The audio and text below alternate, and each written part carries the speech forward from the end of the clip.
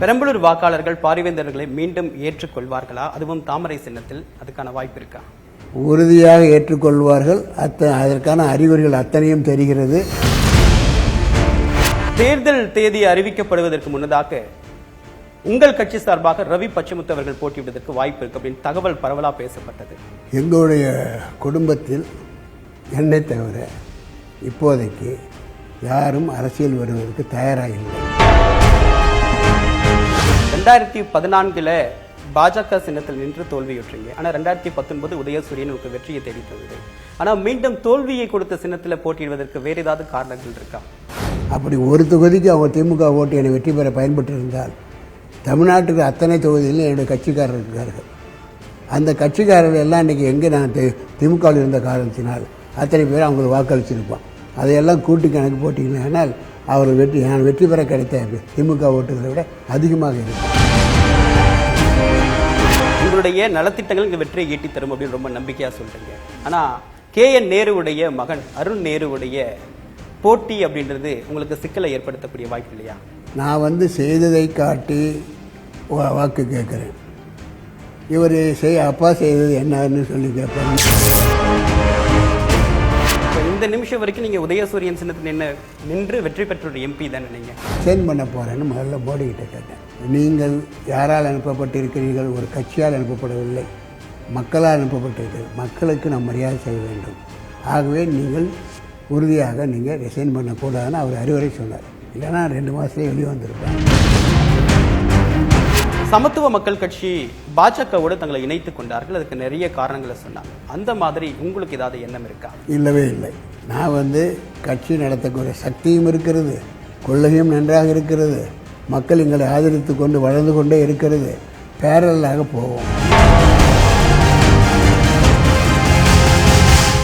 2024 மக்களவை தேர்தல் களம் அனல் பறந்து கொண்டிருக்கிறது. இந்த தேர்தல் களத்தில் முக்கிய வேட்பாளர்கள் தங்கள் பரப்புரையை தொடங்கியிருக்கிறார்கள். அந்த வகையில் இன்று நாம் நேர்காணல் செய்ய இருக்கக்கூடிய சிறப்பு விருந்தினர் இந்திய ஜனநாயக கட்சியின் நிறுவனர், பெரம்பலூர் தொகுதியின் வேட்பாளர் திரு பாரிவேந்தர் அவர்கள்.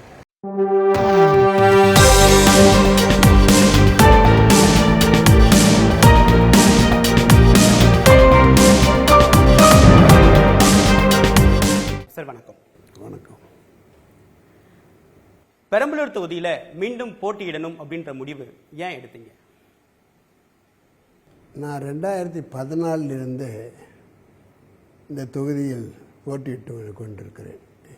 இது 3வது முறை போட்டியிடுகிறேன். அன்றிலிருந்து இன்று வரை இந்த தொகுதி மக்களுக்கு என்ன தேவையோ அத்தனையும் அவர்கள் மகிழ்ச்சி அடைகிற வகையில் செய்திருக்கிறேன். எந்த ஒரு பாராளுமன்ற உறுப்பினரும் இந்த அளவுக்கு செய்யாத அளவுக்கு இந்த தொகுதிக்கு செய்திருக்கிறேன். ஆக இவ்வளவும் செய்துவிட்டு நான் தொகுதி மாறுவது தேவையற்றது. பழகிய முகம், பழகிய மக்கள். ஆகவே அதனால் இருக்கு. தேர்தல் தேதி அறிவிக்கப்படுவதற்கு முன்னதாக உங்கள் கட்சி சார்பாக ரவி பச்சமுத்து அவர்கள் போட்டியிடுவதற்கு வாய்ப்பு இருக்கு அப்படின்னு தகவல் பரவலா பேசப்பட்டது. ஆனா மீண்டும் நீங்களே போட்டியிடுறீங்க, என்ன காரணம்? எங்களுடைய குடும்பத்தில் என்னை தவிர இப்போதைக்கு யாரும் அரசியல் வருவதற்கு தயாராக இல்லை. அவர்களும் தங்களுடைய நிறுவனங்களை, தொழில்களை கவனித்து விட்டு வருகிறார்கள். அதனால் மக்கள் தவறாக நினைத்து கொண்டு இவருக்கு ஒரு மகன் இருக்கிறான், அவர் வருவார் என்று. அப்படி நான் என்றைக்கு சொல்லவே இல்லை. அவர் சொன்னாலும் எவ்வளவு பேர் கன்வின்ஸ் பண்ணி அவருக்கு அந்த விருப்பம் இல்லை. அதனால் நான் தான் போட்டிவிட வேண்டிய அவசியம் இருக்கிறது. நானும் கட்சியின் நிறுவனர். அந்த எந்த ஒரு இடைவெளியும் இல்லாமல் கட்சியை மேலெடுத்து செல்ல வேண்டுமானால் நான் எந்த தேர்தலையும் மிஸ் பண்ணக்கூடாது என்ற அடிப்படையில் தான் நான் இருக்கிறேன்.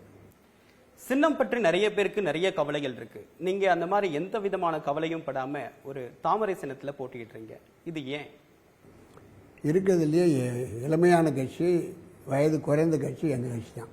2011 13 ஆண்டுகள் ஆகியிருக்கிறது. இந்த 13 ஆண்டுகளில் கட்சி எந்த அளவுக்கு வளர்ந்திருக்கிறது.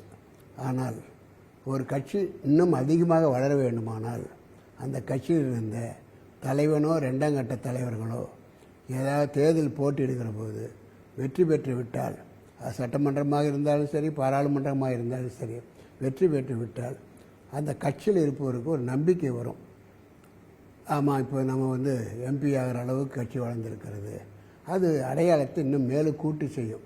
அதற்காகத்தான் நாங்கள் வந்து போட்டிடுறோம்.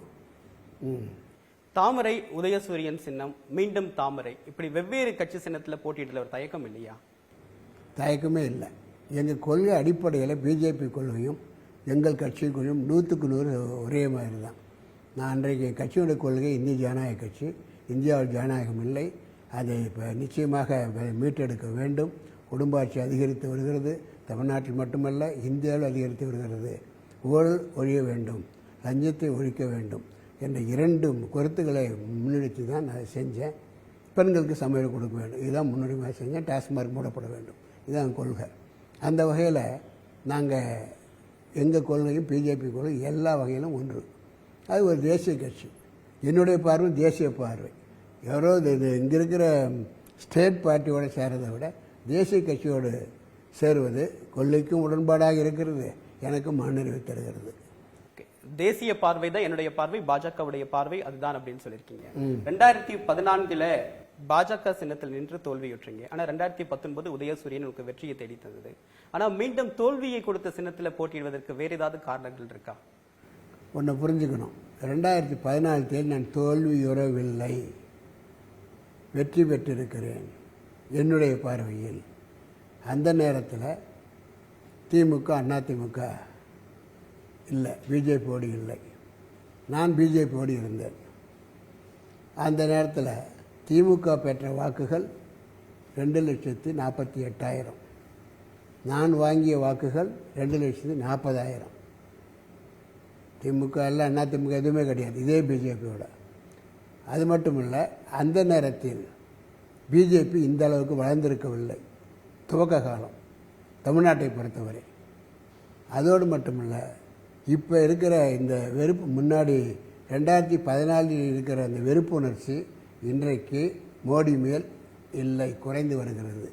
அதனால தான் தோல்வி, இதனால தான் வெற்றிங்கிறது கிடையாது. 2019 நான் வெற்றி பெற்றோம் என்றால் எங்களுடைய வலிவு இருக்குது, எங்களுடைய கட்டமைப்பு இருக்கிறது. அதனால் நீங்கள் ஏதோ அவங்க நின்றோம் அவங்க இங்கே ஓட்டு போட்டாங்கிறது கிடையாது, திமுக ஓட்டுன்னு நினைக்காதீங்க. அப்படி ஒரு தொகுதிக்கு அவங்க திமுக ஓட்டு என்னை வெற்றி பெற பயன்பட்டு இருந்தால் தமிழ்நாட்டுக்கு அத்தனை தொகுதிகளிலும் என்னுடைய கட்சிக்காரர் இருக்கிறார்கள். அந்த கட்சிக்காரர்கள் எல்லாம் இன்றைக்கி எங்கே நான் திமுகவில் இருந்த காரணத்தினால் அத்தனை பேர் அவங்களுக்கு வாக்களிச்சிருப்பான். அதையெல்லாம் கூட்டி கணக்கு போட்டிங்கன்னா அவர்கள் நான் வெற்றி பெற கிடைத்த திமுக ஓட்டுகளை விட அதிகமாக இருக்கும். அதனால் எந்த ஒரு எனக்கு அது பிரச்சனையும் இல்லை.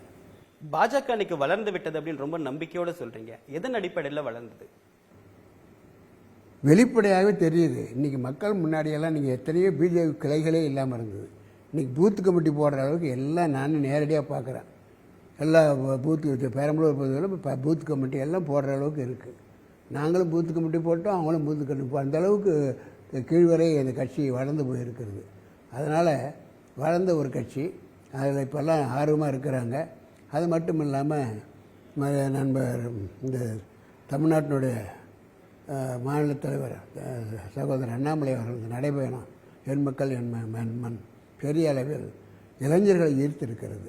இன்றைக்கு இளைஞர்கள் வந்து யாராவது ஒரு தலைவரை தேர்ந்தெடுக்க வேண்டுமானால், புதிதாக ஒரு வாக்காளர் தேர்ந்தெடுக்க வேண்டுமானால் அண்ணாமலையை நம்புகிறார்கள், அண்ணாமலை விரும்புகிறார்கள். காரணம், it's a brilliant by birth. நான் சொல்கிறேன், you can hate that, it's a born genius. அவரோட எந்த கட்சிக்காரங்களும் டேக் ஃபார் எனிவேர் எனிதிங் கொண்டு வந்து உட்கார நிறுத்துங்க, they cannot debate. So much is a scholar by himself.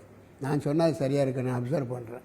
இங்கே யாரும் எந்த தலைவரும் அவ்வளோ நிறைய உலக அறிவு தெரிந்தவங்களும் இல்லை, அதே மாதிரி நாட்டின் நடப்பை பற்றி அனலைஸ் பண்ணவங்களும் இல்லை. நான் அதுக்காக தான் நான் அடிக்கடி சொல்லியிருக்கேன், இதை திரும்பவும் சொல்கிறேன். மோடி அண்ணாமலை அவர்கள் தமிழ்நாட்டு மாநில தலைவராக அவர் இருக்கலாம், அவர் விரும்புகிறாரோ விரும்பவில்லையோ, இஸ் எ பிஎம் மெட்டீரியல்.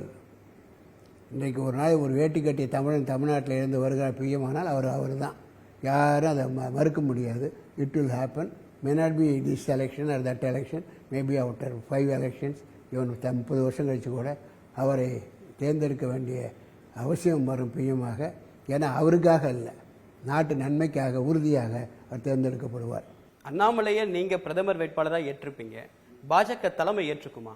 தலைமை ஏற்கிறதுங்கிறது அவங்களும் என்னங்க, அவங்க ஒரு கட்சி நடத்துகிறாங்க.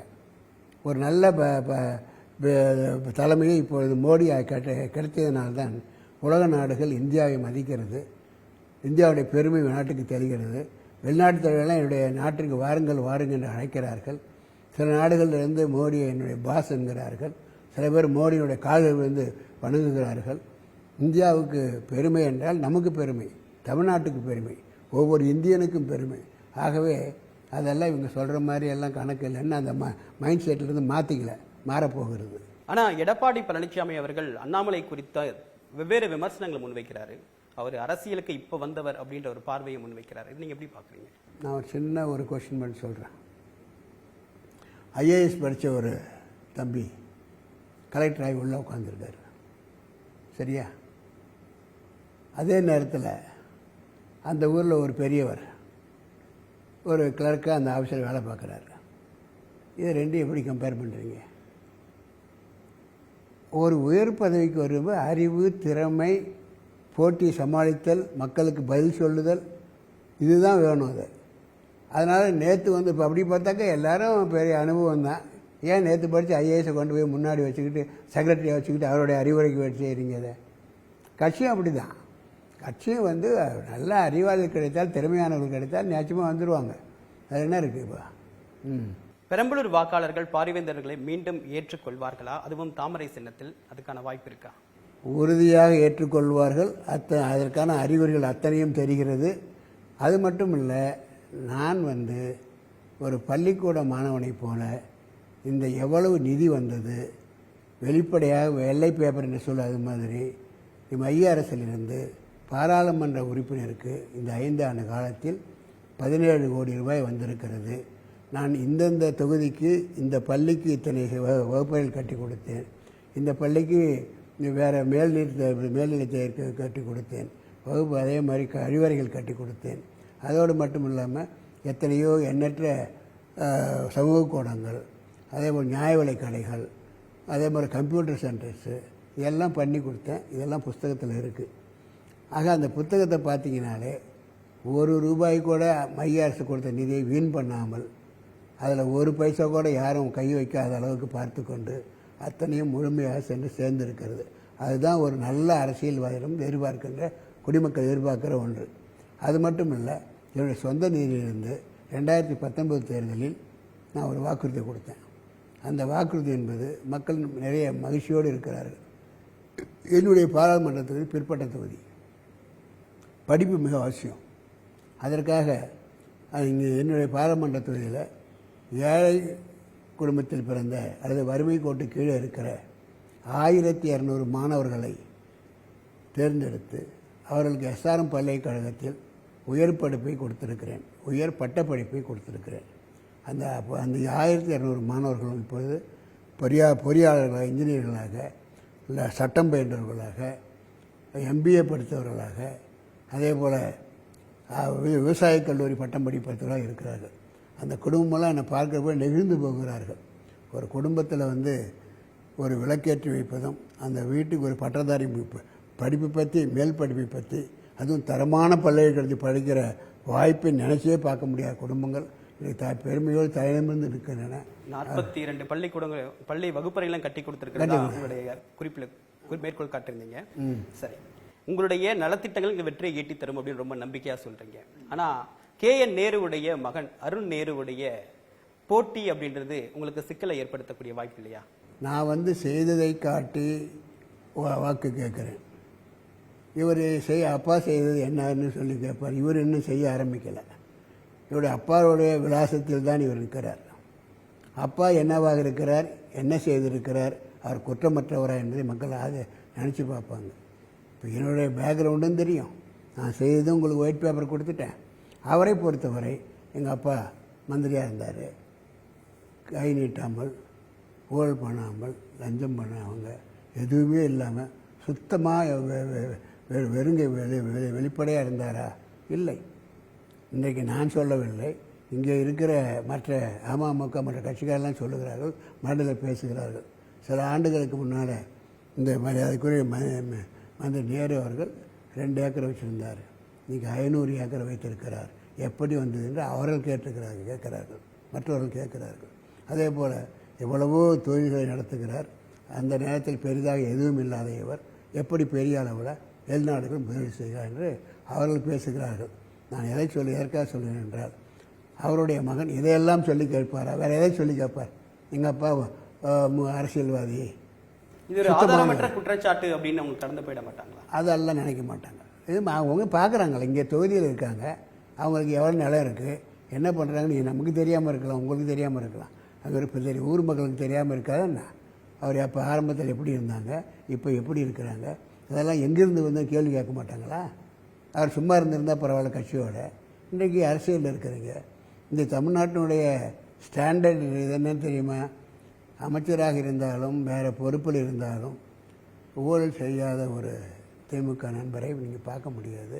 அது ஹேபிச்சுவேட்டட், அவங்களால இருக்கவே முடியாது. இவ்வளோ பகீர் குற்றச்சாட்டை முன்வைக்கிறீங்க. அவங்களோட 5 ஆண்டு காலம் பயணம் பண்ணியிருக்கீங்க. 5 ஆண்டு நீங்கள் எதாவது தப்பாக பண்ணினீங்க. 5 ஆண்டு காலம் எங்கே சபப்பிரமம் பண்ணேன், போய் சேர்ந்தேன், நல்லா இருக்குன்னு நினச்சேன். பார்லிமெண்ட்டே நடக்க விடாமல் பண்ணிட்டாங்க. ஏன்டா இது இதில் ஒன்றுமே இல்லையே, இது ஏன் நம்ம பார்லிமெண்ட்டில் நம்ம வந்து இந்த வேலையை செஞ்சோன்னு ரொம்ப வருத்தப்பட்டேன் நான். அதுக்காக தான் 2 மாதத்துலேயே என்ன பண்ணேன் தெரியுமா? உடனே 2 மாதத்தில் வந்து மரியாதைக்கு போய் பிரதமரை பார்த்தேன். எனக்கு திருப்தி கொடுக்கல. My heart is with BJP, my body is with DMK. I do not like to continue. அப்போ இந்த நிமிஷம் வரைக்கும் நீங்கள் உதயசூரியன் சின்னத்தில் நின்று வெற்றி பெற்ற ஒரு எம்பி தானே நீங்கள்? அதுக்காக தான் சொல்ல வரேன், அதை கேளுங்க. அதனால் நான் சொன்னேன், நான் ரிசைன் பண்ண போகிறேன்னு முதல்ல மோடிக்கிட்ட கேட்டேன். அவர் என்ன சொன்னார் தெரியுமா? இல்லை இல்லை, நீங்கள் குற்றவுணர்வு பெருசாக நினைக்காதீங்க. ஏன்னு கேட்டிங்கன்னா, நீங்கள் யாரால் அனுப்பப்பட்டிருக்கிறீர்கள்? ஒரு கட்சியால் அனுப்பப்படவில்லை, மக்களால் அனுப்பப்பட்டிருக்கிறது. மக்களுக்கு நாம் மரியாதை செய்ய வேண்டும். ஆகவே நீங்கள் உறுதியாக நீங்கள் ரிசைன் பண்ணக்கூடாதுன்னு அவர் அறிவுரை சொன்னார். நான் இன்ஃபேக்ட் இன்னும் சொல்ல போனால், அப்புறம் சில மாதங்கள் கழித்து ரிசிக்னேஷன் லெட்டரோட ரெடி ஆகிட்டு போய் ஸ்பீக்கரை போய் பார்த்தேன். Sir, I don't like to continue, என்ன பண்ணுறது அப்படின்னு. அவர் இதையே அட்வைஸ் பண்ணார். யார் இங்கே வந்துட்டால் இது மக்களுடைய பிரதிநிதி, இது மக்கள் சபை, இது மக்களுடைய பிரதிநிதி, இங்கே கட்சி அவங்க நினச்சதெல்லாம் கிடையாது, அதனால் நீங்கள் அவசரப்படாதீங்க அப்படின்னு சொல்லிட்டாங்க. இல்லைனா 2 மாதத்துலேயே வெளியே வந்திருப்பேன். இருந்தாலும் கூட நான் இவர்கள் பாராளுமன்றத்தில் செய்த எந்த கோஷத்திற்கும் எந்த கருத்து வேறுபாடுக்கும் நான் உடன்படவும் இல்லை. நான் தனியாக நின்றேன். அவர்கள் போகிற போது அங்கே போய் பந்த் கருன்னு சொல்லி சத்தம் போட்டாங்க, பேப்பரை கீச்சு கேட்டாங்க. யார் பெரும்பாலும் எல்லா திமுக எம்பிலையும் போயிருப்பாங்க பக்கத்தில். I never went there, I sat in my place. That இஸ்வல் shows I am not for this people. இப்போ களம் காணக்கூடிய நட்சத்திர வேட்பாளர்களில் ரொம்ப அனுபவமிக்க வேட்பாளர்களில் நீங்களும் ஒருத்தர், டிஆர் பாலு ஒருத்தர். இளைஞர்கள் நிறைந்த அந்த களத்தில் களம் காண்றது அப்படின்றது எப்படி இருக்கு உங்களுக்கு? இல்லை, மனது தான் இல்லை. நான் சொல்லுவேன் இன்னும் ஒன்று வச்சுங்க, life is not arithmetic. Life is not arithmetic. 2 2 4ங்கிறது கிடையாது. It is depend upon their mind set and their health and their vision. இதுதான் ஒருத்தருடைய பர்சனாலிட்டி டிஃபைன் பண்ணுறது. அதனால் இது வந்து எப்படிங்கிறதெல்லாம் நீங்கள் நத்திங் ரிலேட்டட் வித் ஏஜ். எத்தனையோ வயது அதிகமாக உள்ளவர்கள்லாம் மிகப்பெரிய சாதனைகளை சாதித்திருக்கிறார்கள். அதே நேரத்தில் எத்தனையோ குறைந்த வயது உள்ளவர்கள்லாம் ஒன்றுக்கும் ஆகாமல் கருகி போய் நிற்கிறார்கள். போதைப் பொருளுக்கு பழக்கப்பட்டு, குடிப்பழக்கத்தை பழக்கப்பட்டு ஒன்றுமில்லாமல் ஆகியிருக்கிறார்கள். அதனால் it's nothing to do with age, it's depend upon the mind set. ரொம்ப இளமையாகவே மனசில் ஃபீல் பண்ணுறேன் அப்படின்னு சொல்லி. ஆமாம். இப்போ உங்கள் முன்னாடி கூட்டணி அமைப்பதற்கு முன்பு 2 ஆப்ஷன் இருந்தது. பாஜகவோட தொடரலாமா அல்லது அதிமுக பாஜக கூட்டணியிலிருந்து வெளியேறிடுச்சு. பாஜக பிளஸ் அதிமுக அப்படின்னு 2 ஆப்ஷன் இருக்கும்போது ஏன் நீங்கள் அதிமுகவை தேர்ந்தெடுக்கலை? அதாவது அடிப்படையிலேயே என்னுடைய கொள்கைக்கும் திமுக கொள்கைக்கும் முழுக்க ஒத்து வராது. அதிமுக வந்து ஏறத்தாழ அதே கொள்கை, பட் அவங்களோட இவங்க நல்லவங்கன்னு நான் ஃபீல் பண்ணுறது வழக்கம். ஏன்னா இவங்க வந்து அவ்வளோ தீவிரமாக இன்றைக்கி மோடி எதுக்கவில்லை, அங்கே நடக்கிற திட்டங்களை எல்லாம் கொண்டு வர தடையாக இருக்கவில்லை. ஓரளவுக்கு அந்த தேசிய பார்வை உள்ளவர்கள் இவங்க சொல்லலாம். ஆனால் அடிப்படை தேசிய பார்வை உள்ளவர்கள். அதனால தான் அவ்வளோ நாள் அவங்கள ஒற்றுமையாக இருந்தார். கடைசி நேரத்தில் தனக்கு இன்னும் தன்னுடைய பர்சனாலிட்டி ப்ரூவ் பண்ணுங்கிறதுக்காக வந்தாரே ஒழிய, அவர் இன்னமும் பார்த்தா நிச்சயமாக அவர் நாட்டு பற்று நிறைய நிறந்தவர். இவங்க அப்படி இல்லை. ஆனால் இன்னைக்கு திரு எடப்பாடி பழனிசாமி அவர்கள் மோடி அவர்களை கடுமையா விமர்சிக்கிறார். காங்கிரசும் சரி பாஜகவும் சரி ரெண்டு பேருமே தமிழ்நாட்டு நலனுக்கு எதிரானவர்கள் அப்படின்னு குற்றச்சாட்டு சொன்னார். அது காலத்தின் கட்டாயம். இப்போ அவர் தன்னுடைய லீடர்ஷிப் ப்ரூவ் பண்ணணும். ப்ரூவ் பண்ணுறது மட்டுமில்லை, இங்கே மைனாரிட்டியால் மட்டும்தான் திமுக வாழ்ந்து கொண்டு இருக்கிறது. ஒரு 17% ஓட்டு. அது கூட உள்ளபடி இப்போ கூட முஸ்லீம் தலைவர்கள் பல பேர் பார்த்தாங்க. நான் சொன்னேன் அவங்ககிட்ட, உங்களை மைனாரிட்டின்னு சொன்னால் நீ ஏற்றுக்கிற, நீ எந்த விதத்தில் மைனாரிட்டி? இந்த மண்ணில் பிறந்தவன், இப்போ மண்ணிற்காக போராடி எத்தனையோ இஸ்லாமியர்கள் போராடி இருக்கிறார்கள் நாட்டு விடுதலை பெறுவதற்காக. நீங்கள் ஏன் மைனாரிட்டி? ஒரு காலத்தில் மைனாரிட்டி சொல்ல முடியாது. நீ இந்துக்கள் என்றால் நானும் இந்துக்கள், நீ இந்த நாட்டை சேர்ந்தவன் நானும் இந்த நாட்டை சேர்ந்தவன். மைனாரிட்டி இந்த வார்த்தையை நீங்கள் யாரும் ஏற்றுக்கொள்ளக்கூடாது.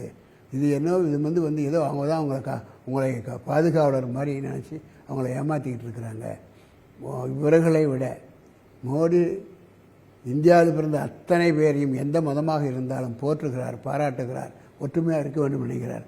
அத்தனை வசதிகளும் எல்லோருக்கும் போய் சேர வேண்டும் என்று எண்ணுகிறார். இவங்க தான் மோடி பூதம் சொல்லி அது ஒரே தப்பை வல்லது போய் சொன்னால் மக்கள் நம்பிட்டாங்க.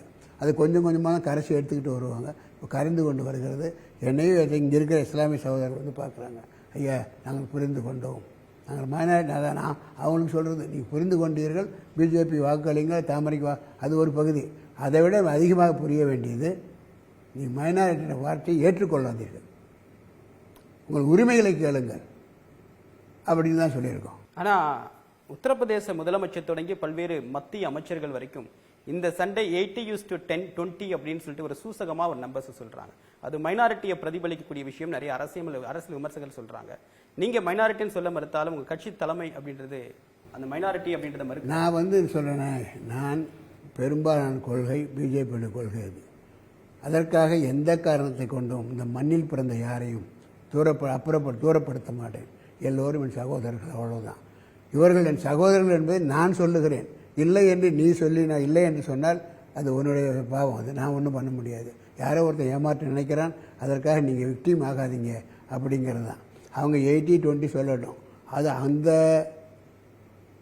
மண்ணில் சில தரவுகள் இருக்கலாம், அல்லது பழக்க வழக்கங்கள் இருக்கலாம். இருந்தாலும் அங்கேயும் இஸ்லாமியர்கள் நிறைய வாக்கு போடுறதுனால தான் 78 வருது அவங்களுக்கு. அதனால் அங்கே கொஞ்சம் கொஞ்சமாக அவங்க மாறி வருகிறார்கள். ஏன்னா இது நாம் இஸ்லாமியர்களும் அதே போல் கிறித்துவர்களும் ஏனைய பிரமதத்தினரும் எல்லாரும் இந்தியாவுடைய பிள்ளைகள், இந்தியன் அதை நினச்சா போதும். இந்த மதங்கிறது அவன் கும்பிட்ற சாமியால் அது ஒரு பிரச்சனை இல்லை. பாரத பிரதமர் திரு நரேந்திர மோடி அவர்கள் உங்களுக்காக பரப்புரை செய்ய அங்கே வருவாரா? வாய்ப்பு இருக்கா?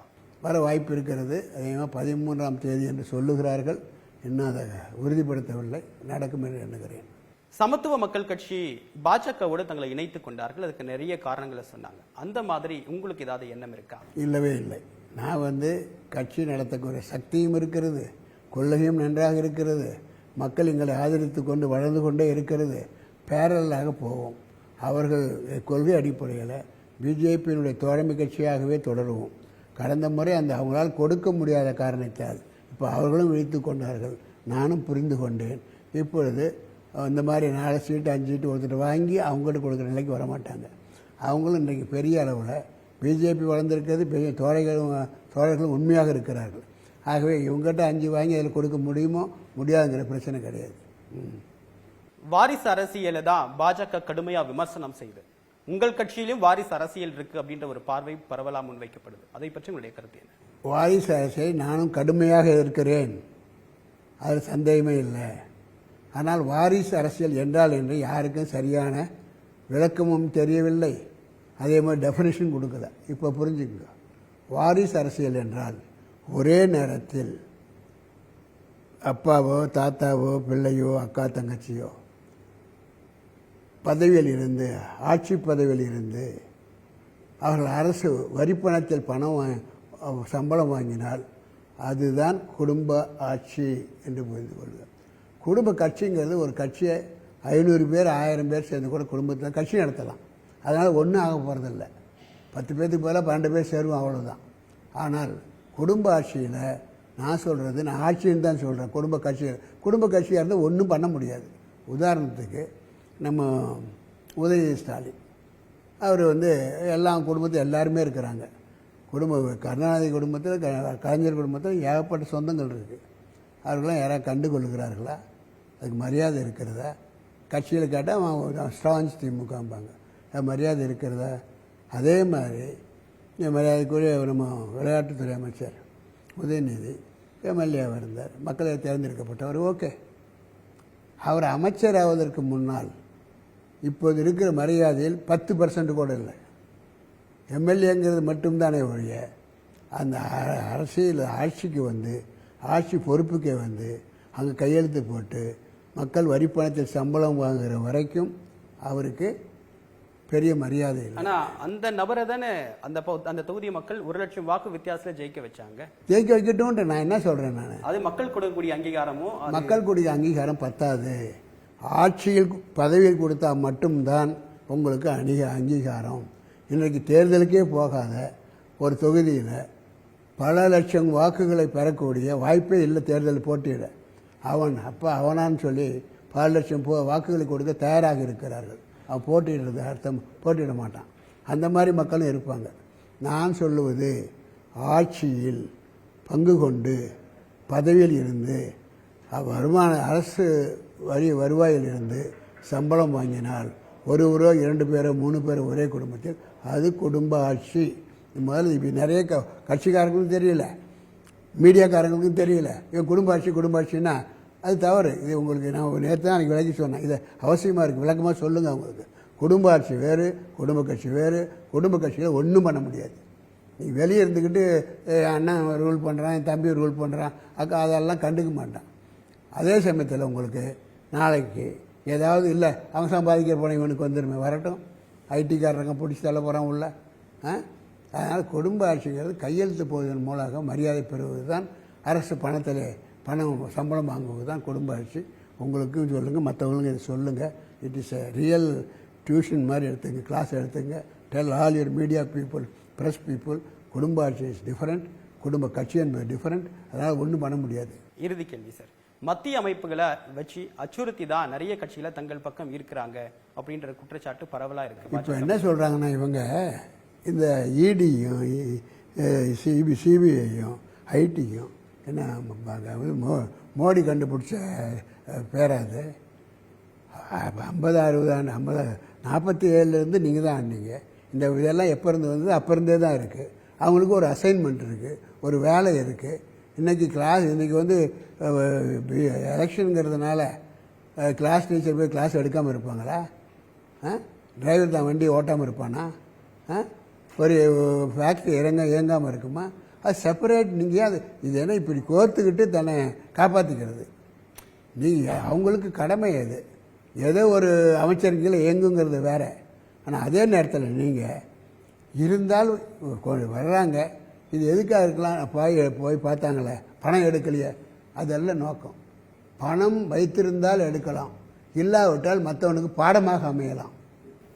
இப்போ 95லேருந்து 96 நிதியாண்டில் காங்கிரஸ் கட்சிக்கு 30 வருஷத்துக்கு முன்னாடி இருக்கக்கூடிய ரிட்டர்ன்ல சிக்கல் இருக்கு அப்படின்னு சொல்லிட்டு ஐடி இப்போ நோட்டீஸ் அனுப்பிச்சிருக்காங்க. ஆமாம், 30 வருஷம் காலதாமதம் கழிச்சு தேர்தல் நடத்தை விதிமுறைகள் அமலுக்கு வந்த பிறகு பேங்க் அக்கௌண்ட் ஃப்ரீஸ் பண்றது அப்படின்றது ஒரு சமதளமான போட்டி இருக்குமா?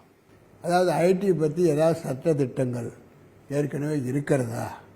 அந்த சட்டத்திட்டத்தில் தேர்தல் நேரங்களில் ஐடியை பற்றியோ ஐடி கணக்குகளை பற்றி யாரும் சிந்திக்கவே கூடாது, அதெல்லாம் 3 மாதம் லீவ் விட்டுருங்க அப்படின்னு சொல்லியிருக்காங்களா? அது அவங்க ரொட்டீன் ஒர்க்கு. அது சில பேர்த்துக்கு இன்னும் விடலைன்னா நாளைக்கு கூட போகிறான். என்னை பொறுத்த வரைக்கும் இவங்க இன்னும் ஃபாஸ்ட்டாக ஆக்ட் பண்ணணும். இந்த ஓட்டுக்கு பணம் கொடுக்குற பழக்கமே எதனால் வந்தது? இந்த திராவிட திருவாரர்களால் தான் வந்தது. இது இல்லைன்னு சொன்னால் எல்லாம் அறிவாளிகள், திறமைசாலிகள், இவ்வளோ ஜீனியஸ்லாம் வந்து போட்டி போட்டுருக்கிறான். இப்போ ஐயோ பெரம்பலூரா இல்லை எந்த பாராளுமன்ற தொகுதியோ அது இவ்வளோ செலவாகும் அது சொல்கிறாங்க. அதுக்காக திறமைசாலி வெளியே நிற்கிறார்கள். பணம் உள்ளவர்களும் ஊழல் பண்ணுவர்களும் உள்ளே வந்து போட்டி போட்டு கொண்டிருக்கிறார்கள். இதுதான் கொடுமை. இப்போ 1200 பேருக்கு 1200 குடும்பங்களை சேர்ந்த ஒரு பிள்ளைகளுக்கு நீங்கள் கல்வி கொடுத்துருக்கீங்க. உங்களுடைய தேர்தல் ப்ரோக்ரஸ் கார்ட்லையும் அதை மென்ஷன் பண்ணியிருக்கீங்க. ஆனால் அதே மாதிரி புதுமை பெண் திட்டத்தின் மூலமாக பல்லாயிரக்கணக்கான மாணவர்கள் பயன்பெற போகிறாங்க. அவங்களுக்கான இலவச பேருந்து, இந்த மாதிரி விஷயங்கள் எல்லாமே தமிழ்நாடு அரசுடைய சாதனையாக சொல்கிறாங்க. அதை நீங்கள் எப்படி என்ன சார் நீங்கள் நினைக்கிறீங்க? என்னுடைய வரி பணம் சார், என்னுடைய வரி பணம், உன்னுடைய வரி பணம். திட்டம் போடுவதும் அதை மக்களுக்கு பயன்படுத்துவதும் அரசனுடைய வேலை. இது உங்களுடைய வேலை இல்லை. நான் ₹1 கொடுத்தால் என்னுடைய உழைத்த காசிலிருந்து நான் கொடுப்பது, அல்லது என்னுடைய பல்கலைக்கழகம் என்றால் அதற்கான வேலை உழைப்பை போட்டிருக்கிறேன். அதன் மூலமாக பல்கலைக்கழகத்தில் அகாமடேட் பண்ணுறேன். அதனால் நான் செய்கிறது அவங்க செய்கிறது ஒன்றாகாது. நீங்கள் சொல்லுங்கள், நீங்கள் வாங்கின சம்பளம் வாங்குறீங்களா, அது தொழில் பண்ணுறீங்களா, அதிலிருந்து கொடுக்குறேன்னு சொல்லுங்கள். I will be happy. கொடுக்க சொல்லுங்கள். இப்ப இருக்கக்கூடிய கள நிலவரம் தொடர்பாகவும் உங்களுடைய வெற்றி வாய்ப்பு எப்படி இருக்கு அப்படின்னு ரொம்ப நம்பிக்கையா எங்களோட நிறைய கருத்துக்களை பகிர்ந்துக்கிட்டீங்க. உங்களுடைய வருகைக்கும் உங்களுடைய கருத்து பெயருக்கும் மிக்க நன்றி சார். நன்றி.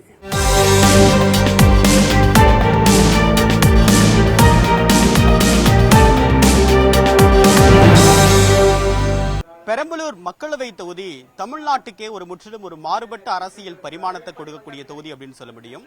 காரணம் என்ன அப்படின்னா, கடந்த முறை உதயசூரியன் சின்னத்தில் களம் கண்ட பாரிவேந்தர்கள் இந்த முறை தாமரை சின்னத்தில் நிற்கிறாரு. சோ கட்சியுடைய சின்னம், ஒரு தனிநபருடைய செயல்பாடு, உதயசூரியன் சின்னத்திற்கு இருக்கக்கூடிய செல்வாக்கு, தாமரை வளர்ந்திருக்கா இல்லையா, அதிமுக எந்த இடத்துக்கு போக போகுது அப்படின்ற நிறைய கேள்விகளுக்கு விடை தேடணும் அப்படின்னா அது பெரம்பலூர் தொகுதியை கணக்கில் எடுத்துக்கிட்டு நம்ம மேற்கொள்ளக்கூடிய விஷயம் அப்படின்றது பொருத்தமா இருக்கும். சோ இந்த பிரச்சாரங்கள் அப்படின்றது ஓரளவுக்கு இன்னைக்கு நாளைக்கு நிறைவு கட்டத்தை எட்டியிருக்கு. சோ நம்ம தொடர்ந்து பயணம் பண்ணியிருக்கோம். நிறைய விஷயங்களை, சுவாரஸ்யமான விஷயங்களை பார்த்திருக்கோம். அவருடைய பிரத்யேக நேர்காணலையும் செஞ்சோம். அவருடைய உள் பார்வை என்ன அப்படின்னு நம்மளால ஓரளவுக்கு புரிஞ்சு கொள்ள முடிந்தது. மக்கள் இதுக்கு என்ன விடை அளிக்க போறாங்க அப்படின்றத பார்க்கலாம்.